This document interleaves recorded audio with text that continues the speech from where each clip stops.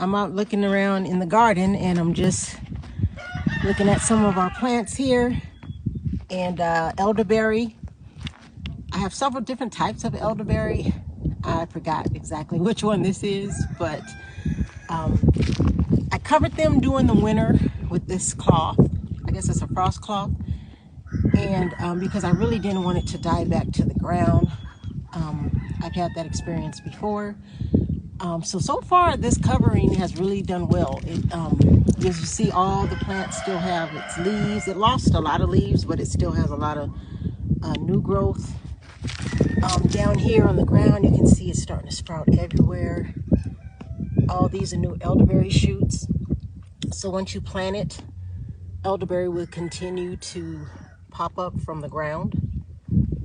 And this is another one here. It's a different type of elderberry.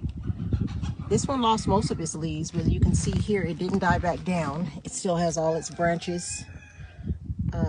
And you can see now there's tons of new growth coming on the branches.